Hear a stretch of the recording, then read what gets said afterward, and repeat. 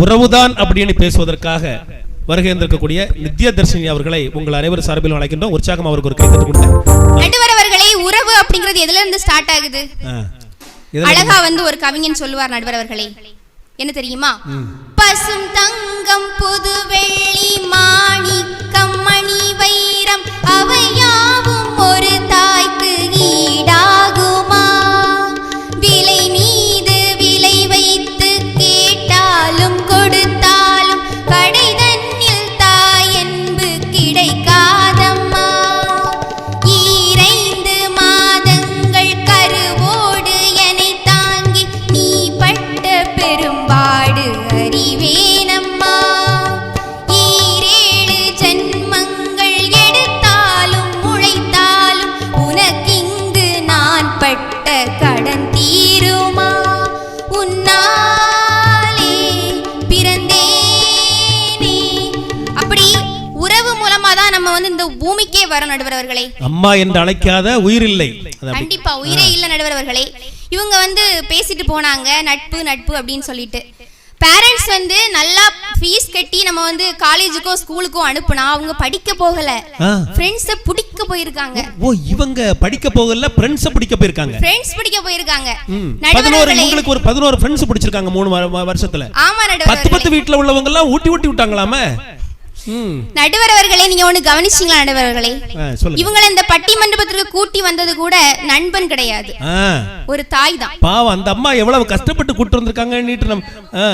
எவ்வளவு பொறுமையா அத வர கேட்டுக்கிட்டு வர இருக்காங்க. நடுவர் அவர்களே, இந்த உலகத்துல ரொம்ப ஈஸி என்ன தெரியுமா? பேசுறது. ஓ, ஈஸி பேசுறதம்மா. ரொம்ப கஷ்டம் என்ன தெரியுமா? கேக்குறது. அதனால கடைசி பேச்சாளரா வந்தனால ஷார்ட்டா ஸ்வீட்டா ஒரு 4 பாயிண்ட் நறுக்குன்னு பேசி எல்லாருக்குமே அழகுமா, எல்லாருக்குமே அழகு.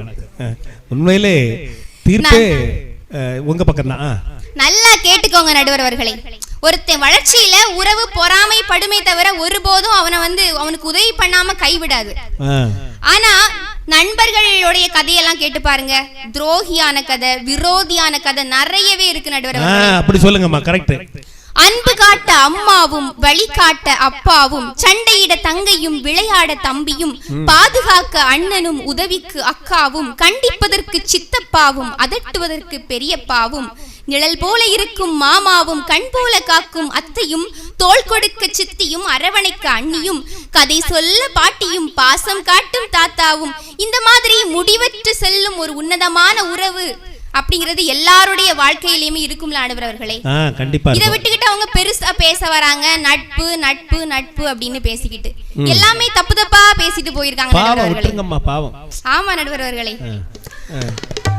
1000 ஜன்னல் வீடு இது அன்பு வாழும் கூடு, ஆலமரத்து விழுது இத நாணி வேறு யாரு, அட காக்குற கோழிய போலவே இந்த கூட்ட காப்பது யாருங்க, அழகான அம்மனை போலவே எங்க அப்பத்தாவ பாருங்க. எப்படி வேணாலும் பாடுங்கம்மா, எனக்கு ஒண்ணும் தெரியாது. உறவு அப்படின்னு சொன்னாலே நடுவர் அவர்களே சந்தோஷம் சந்தோஷம் குதூகலம் கொண்டாட்டம் தான் நடுவர் அவர்களே.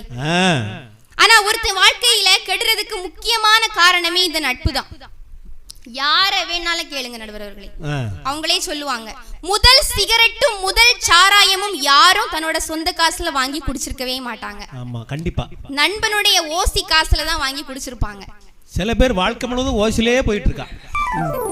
ஒரு பாடல்ல ஒரு அழகா சொல்லுவாங்க, ஒரு பொறம்போக்கு முதலா சரக்கடிக்க கத்து தந்தா அவனை நானும் பார்த்து விட்டா சுட்டுடு வேண்டா, அட எத்தனையோ நியூ இயர்ல என்னென்னவோ விட்டு இருக்கோ, இன்னையோட குடிக்கு நம்ம நோ சொல்வோண்டா, குவார்ட்டருக்கு நோ, இருக்கு தானோ, இன்னையோட குடி நோ, இப்படி சொல்லிக்கிட்டு கடைசி பாட்டுல சொல்லுவான், நண்பா கடைசியில ஒரே ஒரு பெக்கு போட்டுடலாமா அப்படின்னு சொல்ல நடுவர் அவர்களே. திருந்துறவங்களையும் திருந்த விட மாட்டாங்க. நானும் இந்த பாட்டை நீங்க கேட்ட உடனே எனக்கு அப்படி ஒரு உற்சாகம் வந்துட்டுமா. இது தமிழ் பாட்டு தானே இது? தமிழ் படத்துல உள்ள பாட்டு தான் நடுவர். என்ன ஒரு மரியாதை புறம்போக்கு என்ன. நடுவர் அவர்களை கண்ணதாசன் தன்னுடைய ஒரு வரியில சொல்லியிருப்பாரு, வீடு வரை உறவு, வீதி வரை மனைவி, காடு வரை பிள்ளை, கடைசி வரை யாரோ. இதுல நட்பு ஏதாவது வந்துச்சா நடுவர் அவர்களே? வந்திருக்கா நட்பு இல்ல சொல்லுங்க இங்க. நடுவர்களே. ஆமா, இந்த சிலபஸ்ல நட்பு இருக்காயா? இல்ல. நட்பு அப்படிங்கிறது காலத்துக்கு தகுந்தாற் போல மாறிக்கிட்டே தான் இருக்கும் நடுவர்களே.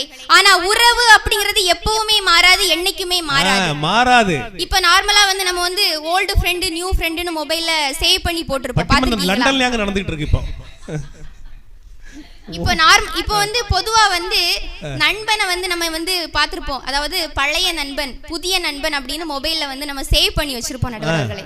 Old friend, old friend new friend அப்படின்னு சொல்லியிருப்போம். ஆனா போறாரு அவர்தான் என்னோட பழைய சித்தப்பா, இன்னும் வாராரு இதுதான் என்னோட புது பெரியப்பா அப்படின்னு சொல்ல முடியுமா? அப்படி சொல்ல முடியுமா? அவங்க சொன்னாங்க நட்பு இந்த பென்சில்ல வந்து கை வந்து வெட்டிடுச்சா உடனே அவங்க ஃப்ரெண்ட் வந்து இது பண்ணாங்க அப்படின்னு சொன்னாங்க. அவரு ஸ்ட்ரிஞ்ச வச்சு உறிஞ்சி எடுத்தாப்லையா? நடுவர் அவர்களே, உங்களுக்கு தெரியுமான்னு தெரியல. எப்படின்னா வந்து இப்ப யாருக்காச்சும் வந்து உடம்பு சரியில்லை, இப்ப வந்து கிட்னி ஃபெயிலியர் ஆயிடுச்சு அப்படின்னு இருந்துன்னா அவங்க நண்பனுடைய கிட்னியை வந்து எடுத்து வைப்பாங்களா இல்ல உறவுக்காரங்களுடைய கிட்னி எடுத்து வைப்பாங்களா? முதல்ல உறவுக்காரங்க தான். ஏன்னா உறவுக்காரங்களுக்கு உள்ளதை எடுத்து வச்சாதான் பொருந்தும். அப்படி இருக்கும்போது ரத்த பந்தமே தேவையில்லையா அவங்களுக்கு, பாதியில வந்த பந்தம் தான் தேவையா? நண்பர்களோட இருக்கும்போது. ஏன்னா இப்ப பல பேருக்கு கிட்னியே சட்னி ஆகி தானே இருக்கு. ஆமா நடுவர்களே, நட்பு அப்படிங்கிறது பென்சில் எழுதுறது மாதிரி தான் நடுவர்கள். அதை எப்ப வேணாலும் அழிச்சுக்கலாம், எந்த காலத்துக்கு தகுந்த மாதிரியே நம்ம மாத்திக்கலாம். ஆனா உறவுகள் அப்படின்னு சொல்லக்கூடியது கல்வெட்டுல பதிச்சிருக்கிறது மாதிரி, அது யாராலையுமே வந்து அழிக்கவே முடியாது நடுவர்களே. அப்ப உறவுங்கிறது வந்து கல்வெட்டு மாதிரி, நட்புங்கிறது கட் அவுட் மாதிரி. இப்ப ஒரு பையனுக்கு பொண்ணு பார்க்க போறாங்க நடுவர்களே, சரியா? பொண்ணு பார்க்க போகும்போது பொண்ணு பார்க்கவே போறோமாங்க, இனி கல்யாணம் முடிஞ்சு எப்படி நம்ம முடிக்க போறோம்னு தெரியலையே.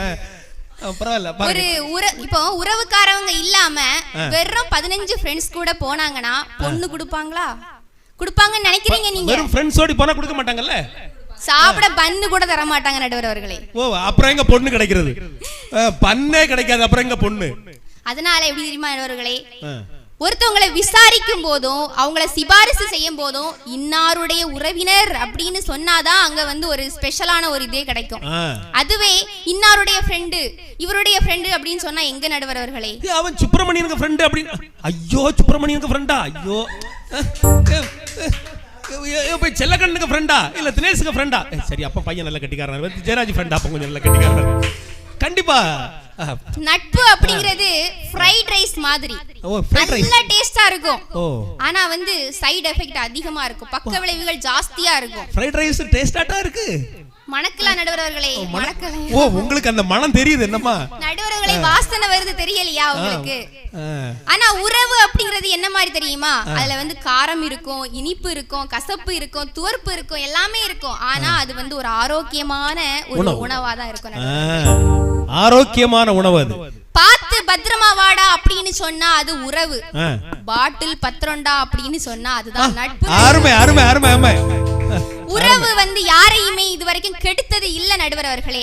நிறைய கொடுத்திருக்கு, அன்பை கொடுத்திருக்கு, ஆதரவை கொடுத்திருக்கு, அரவணைப்பை கொடுத்திருக்கு நடுவர்களே. இப்போ வரலாற்று நம்ம புரட்டி பார்த்தோம் அப்படின்னா ராஜராஜ சோழனுக்கு அவ்வளோ பெரிய புகழ் கிடைக்க காரணம் அவருடைய அக்காவான குந்தவை தான், சகோதரி குந்தவை நாச்சியார். அது மாதிரி தேவாரம் தந்த அப்பருக்கு ஆதரவா இருந்தது அவருடைய அக்கா திலகவதியார். ராமருக்கு கடைசி வரைக்கும் துணையா இருந்தது அவருடைய தம்பி லட்சுமணன். பாரதி மகாகவியாய் மாற காரணமா இருந்தது அவருடைய மனைவி செல்லம்மா. கர்ணன் துரியோதனன் நட்பை வந்து ரொம்ப உயர்வா சொன்னாங்க நடுவர்களே.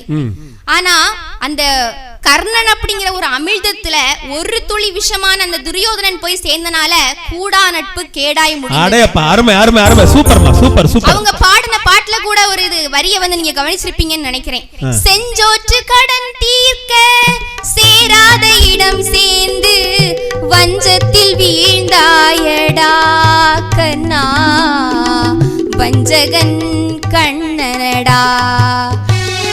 அந்த நட்பு வந்து காரணமா இருந்தனால்தான் கடைசியில சாகவும் முடியாம வாழவும் முடியாம கடைசி நேரத்திலையும் வந்து அவ்வளவு கலங்குனாங்க நடுவர்களே கர்ணன். நடுவர்களே, ஒரு பையன் 1 மணி நேரம் லேட்டா வந்தா இப்ப வந்து என்ன சொல்லுவான் அந்த பையன் வந்து நான் ஃப்ரெண்ட்ஸ் கூட போனேன் அப்படின்னு சொன்னா என்ன பண்ணுவாங்க? ரொம்ப திட்டுவாங்க இல்லையா? அதுவே வந்து சித்தப்பா கூட போறேன் அப்படின்னு சொன்னா சிரிச்சுக்கிட்டே அனுப்புவாங்க. இதே ஒரு 4 ஃப்ரெண்ட்ஸ் கூட போறேன் அப்படின்னு சொன்னா சிந்திச்சு அனுப்புவாங்க இல்லையா நடுவர்களே? இதே ஒரு 11 ஃப்ரெண்ட்ஸ் கூட போயாச்சுன்னா ரொம்ப சிந்திப்பாங்க.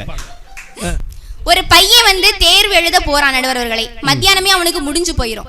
ஆனா அவன் என்ன பண்றான் தெரியுமா, மத்தியானம் முடிஞ்ச அப்புறமா ஃப்ரெண்ட்ஸ் கூட பார்க்கு பீச் அப்படின்னு எல்லா இடமும் சுத்திக்கிட்டு வீட்டுக்கு வரான். அப்பா வந்து என்ன கேட்பாங்க, எங்கடா போன அப்படின்னு கேட்பாங்க. பையன் என்ன தெரியுமா சொன்னா, அப்பா நான் வந்து படிக்க போனேன்ப்பா, ஃப்ரெண்ட்ஸ் கூட படிக்க போனேன் அப்படின்னு சொல்லிட்டு அவன் பாட்டுக்கு போயாச்சு. அவங்க அப்பா 10 பேர்கிட்ட வந்து ஃபோன் பண்ணி கேக்குறாங்க. அதுல 8 பேரும் என்ன சொல்றாங்கன்னா, இவ்ளோ நேரம் இங்கதான் இருந்தாங்க அங்கிள், இவ்ளோ நேரம் இங்கதான் இருந்தாங்க அங்கிள். சொல்லுங்க பேசுங்க, ஒண்ணு நல்லா இருக்கு. இவ்ளோ நேரம் இங்கதான் இருந்தாங்க அங்கிள், நாங்க இவ்ளோ நேரம் படிக்கதான் செஞ்சோம். ஆனா எனக்கு புரியவே இல்லை நடுவர்களே, ஒரே நேரத்துல ஒருத்தன் ஒரே டைம்ல எப்படி ஒரே வீட்ல வேற வேற வீட்ல இருப்பான்? எல்லாமே பல அவதாரமா இருக்கும் அவன். இதாவது பரவாயில்ல, 10ஆவதா ஒருத்தருக்கு போன் பண்ணாங்களே, அவன் வந்து பொய்யில வந்து PhD பண்ணிருப்பான்னு நினைக்கிறேன். பொய் சொல்றதுல எப்படி தெரியுமா, அவன் சொல்றான் இப்ப வரைக்கும் என் கூட தான் இருந்து படிச்சிட்டு இருக்கான் அப்படின்னு சொல்லி. அடே அப்பா, எப்படிப்பட்ட உண்மை! அடே அப்பா, நடுவர்களே இந்த மாதிரி தான் இருக்கு இவங்க சொல்ற நட்பு நடுவர்களே. ஆக கடைசியா நான் ஒரே ஒரு பாட்டோட முடிச்சிட்டேன் நடுவர்களே. என்ன தெரியுமா, பூமி எங்கும் கண்டதில்லை பாசத்தை உன் போலே, வேற எதுவும் தேவையில்லை அன்புக்கு முன்னாலே, நெஞ்சுக்குள்ளே பூமலரும் வீட்டுக்குள் வந்தாலே, நிம்மதியில் கண் வளரும் பாட்டுக்கள் தந்தாலே, இந்த சொந்தங்கள் போதுமே எங்கள் இன்பங்கள் கூடுமே, அன்பனும் தீபம் ஏற்றிய வீடும் தெய்வத்தின் ஆலயம் தான். அதனால வானில் கூட நிலா தேய்ந்திரலாம் நடுவர்களே, ஆனால் எங்களுடைய உறவில் எந்த ஒரு மாற்றமும் எந்த ஒரு தேய்பிரையும் இல்லை, எப்பவுமே வந்து வளர்பிறைதான் அப்படின்னு சொல்லி